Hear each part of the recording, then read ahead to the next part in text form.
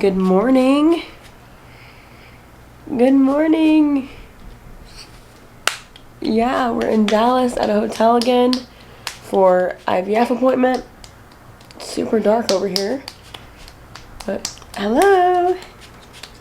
Okay, so we're done with our appointment. We stayed in Dallas again last night. It'll be the last time. Sorry. Every time I get on the camera, I realize like when I put chapstick on, sometimes it like gets on my lips weird and looks like my lips are super dry, but they're not. It's just literally the chapstick.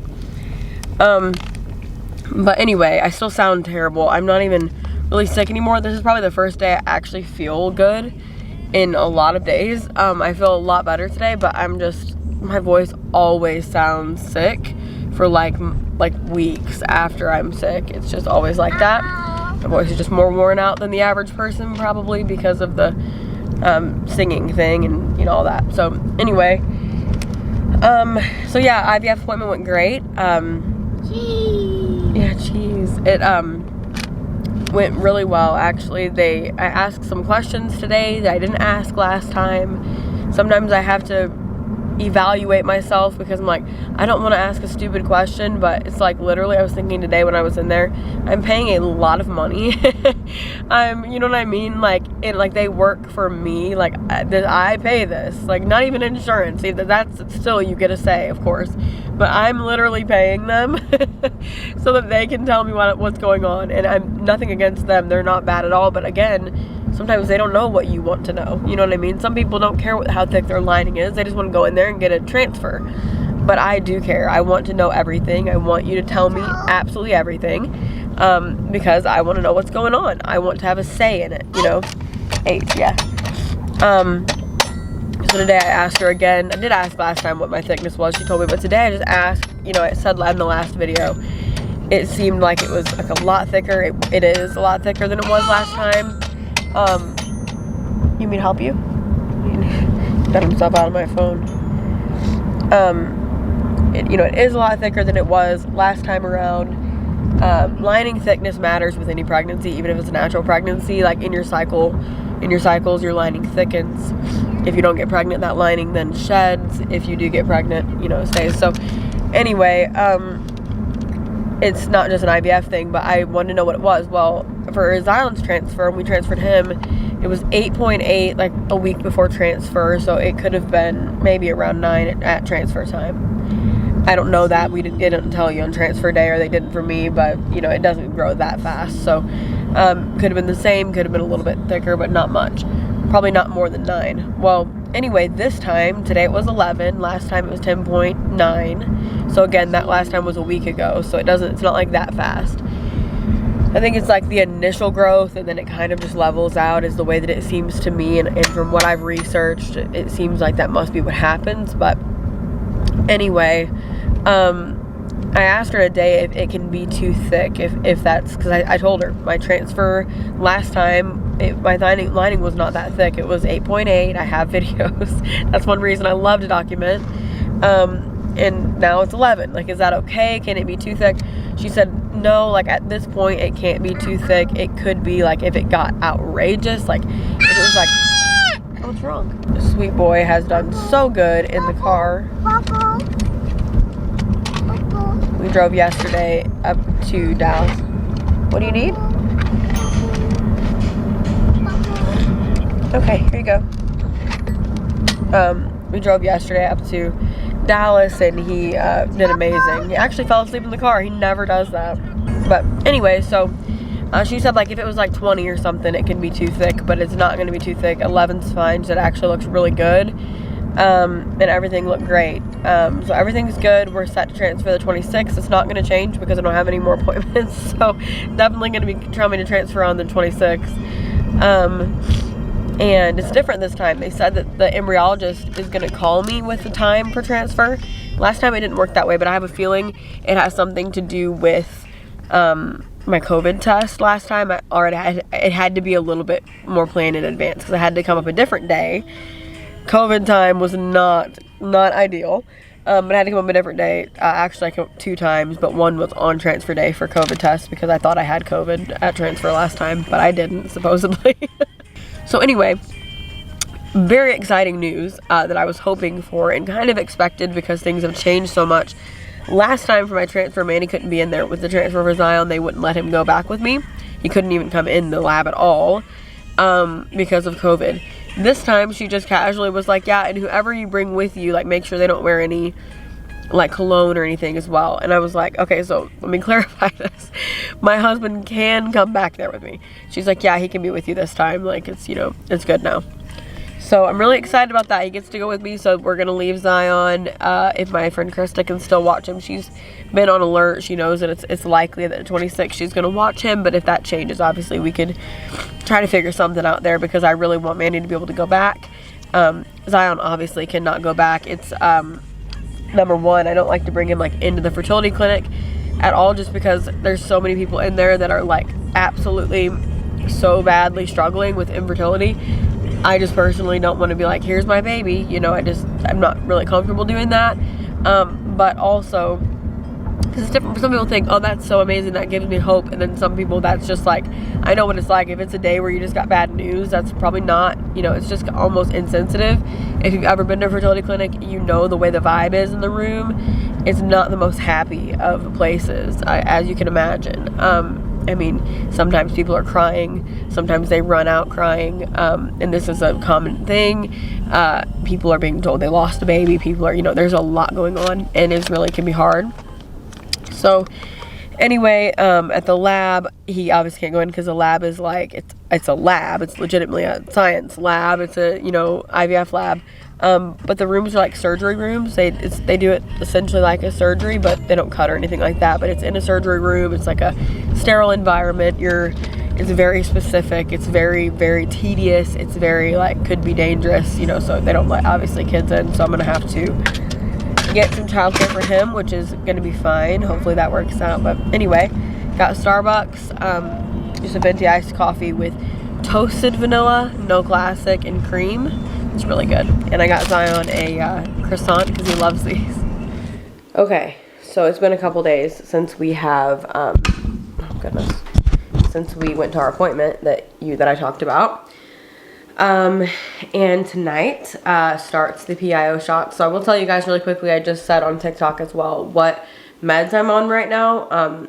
If I look super tired, it's because I am. It's actually almost 11, or it's actually 10:30, but we have to do our first PIO at 11, and then after that we can do them between 7 to 9. So we can do them earlier the rest of the time, but the first one last time was like this too. I don't even really know why, to be honest, and I didn't ask because honestly I don't really care about that, but they did say the first one has to be 11. So I'm on estrogen pills. I take 2 of those a day. I take them morning and night, and then I'm on estradiol patches, which are just these transdermal patches, which you just put on your stomach. They're just literally patches, kind of like if you were going to stop smoking or something. That's what it reminds me of. I've never smoked in my life, but that's the kind of thing that it is, like that kind of patch. It's just on your skin, and your skin like absorbs the estrogen from those patches. So you take almost everything, like in several different forms. Tonight is going to start the PIO shots, which if you've ever been around IVF, or if you've done IVF, you know that these are the ones that most people just dread more than anything. These are only used during transfer cycles. But the thing about PIO, you actually are not, it's not like a one-time thing, right? It's not like, oh, no big deal, it's like going to get my flu shot. No, it's every day. You do them every day for basically the whole first trimester. I went 10 weeks last time, but some people go 12. Yeah, it's a lot. So you do them in your, basically your hip. A lot of people say they're the butt shots, but they're not actually like in your butt. Like you can totally do the shots without showing your butt at all. I've shown them in videos before, like they're not on your butt.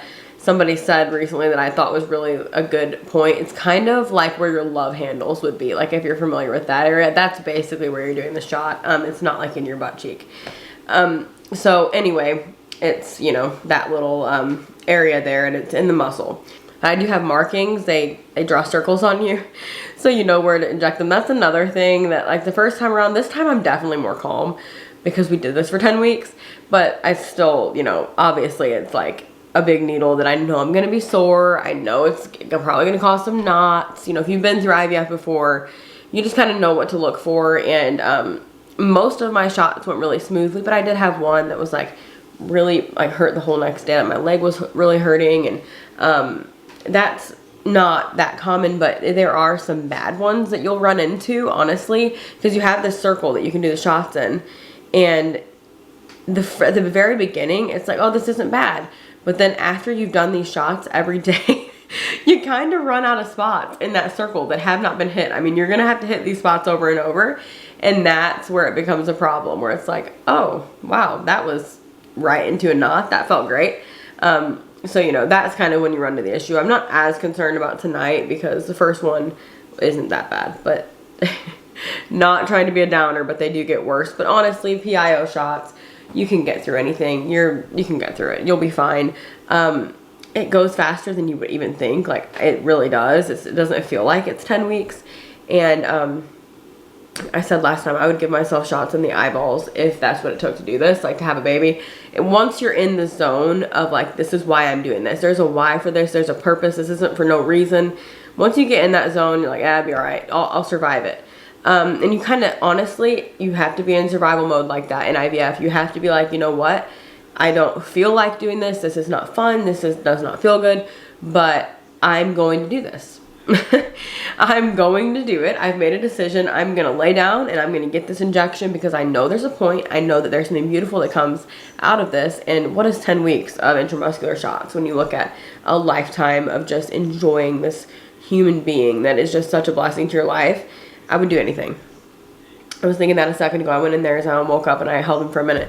I'm like, man, these shots are nothing. I would do this over and over. And I don't say they're nothing in a negative way. Like, if you're struggling with it, trust me, I get it. Like, they're not fun.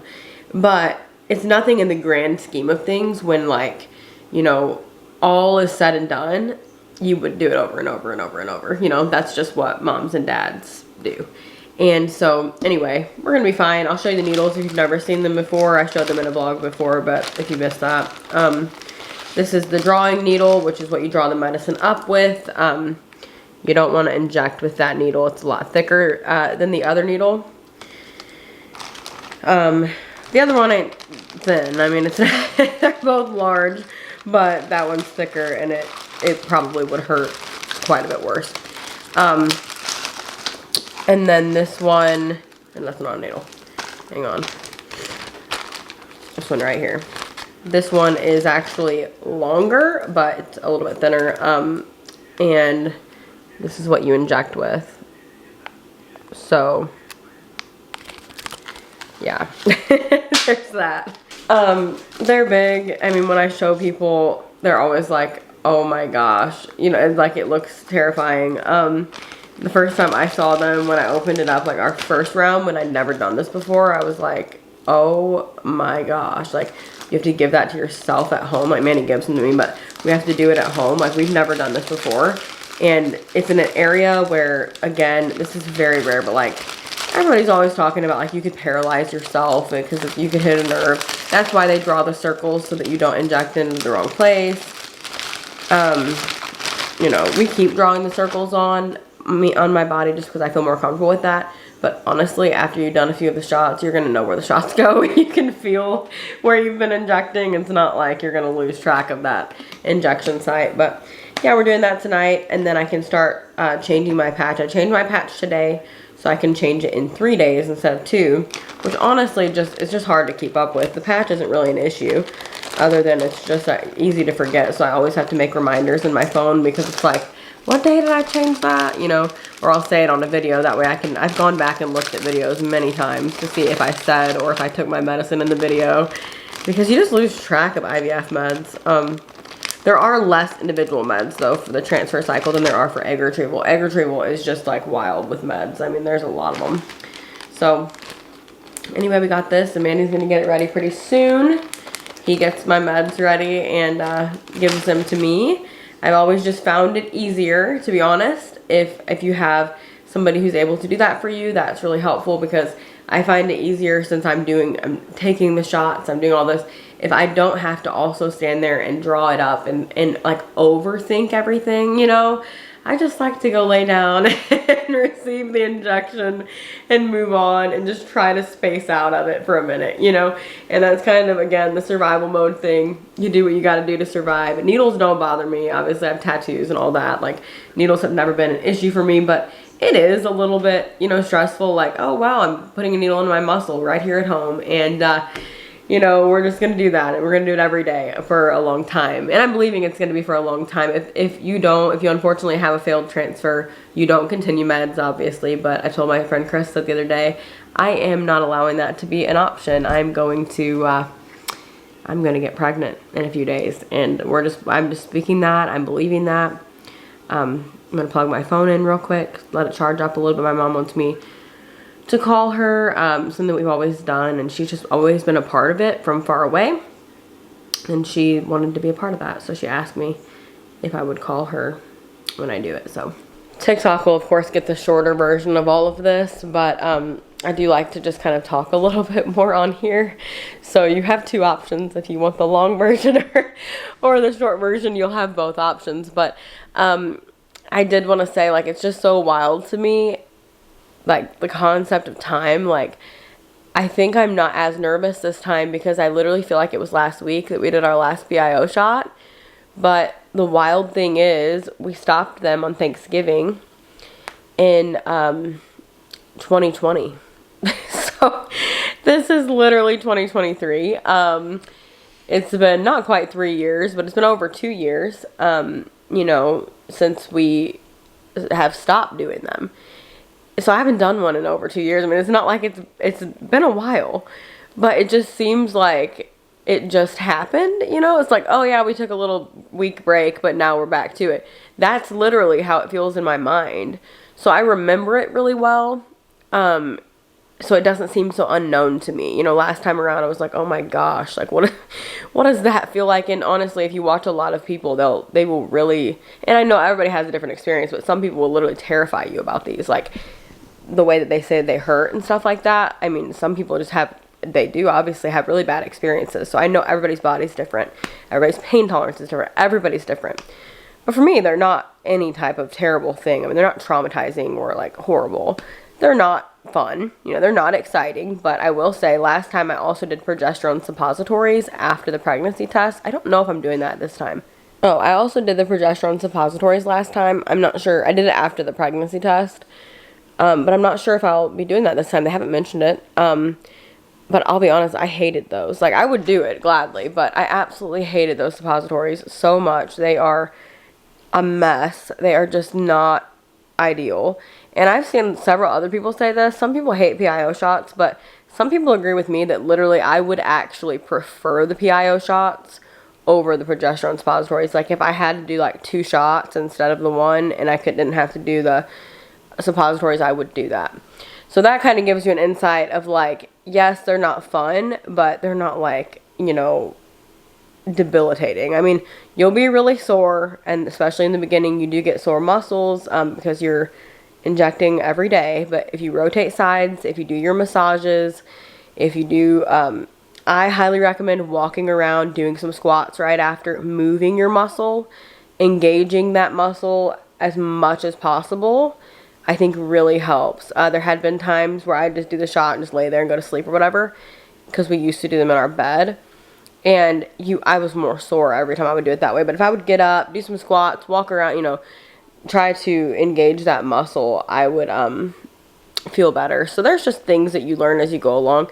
And as I said earlier to one of my friends, like, you know what, after like 10 weeks of this, it was very uncomfortable. I was definitely, when they called and said you don't have to do it anymore, I was like, thank God we are done with that. But, you know, I don't know. It's like, in the beginning it is easier, but it gets harder. But I don't know, you start to have this kind of like respect for science and medicine and all that like, I'm really thankful for these PIO shots. I'm thankful that, I believe that they played a huge role. Progesterone is a really big thing with pregnancy in, getting our son here. And so, you know, I don't hate them. I don't hate IVF. You know, it's not ideal. I know it's obviously not fun, but imagine if it didn't exist, or imagine if I couldn't afford it, you know, or imagine all these things. Like, I'm just really thankful that we can do this. And so I just try to keep that. Perspective is everything. I could lay down and just cry and be upset and be sad that we're doing this, or I could be thankful that we get to. And either way, I'm going to do it. You know, so I might as well do it with some joy and have some peace and, you know, protect that at all costs over just being depressed, but also still doing the same thing, you know. So being upset about it isn't going to change it. And but I think being thankful actually does change your circumstance. So that's just what we're going with. Good morning. So it's the next day. The light is like literally looks like I'm blue. Like I look like an avatar. Yay. Yay. Okay. Wow, this is some interesting lighting. Something going on with this deal. Okay. So sorry if it's been looking funny in the past couple clips. Apparently I had it on the wrong setting. I don't know how that happened, but I started looking like Avatar and I knew that it was not right. What do you need?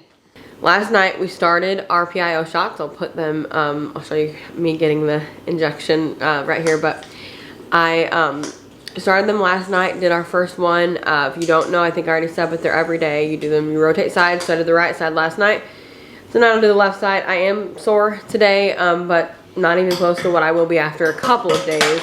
Probably after the next time that I get my right side done, like after tomorrow, I'll probably be significantly sore.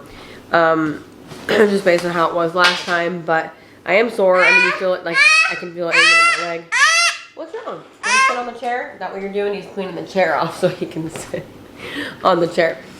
But anyway, to be honest, last night's was a little bit more painful than my first one last time around. I have heard people say, no, we're not going to play with that.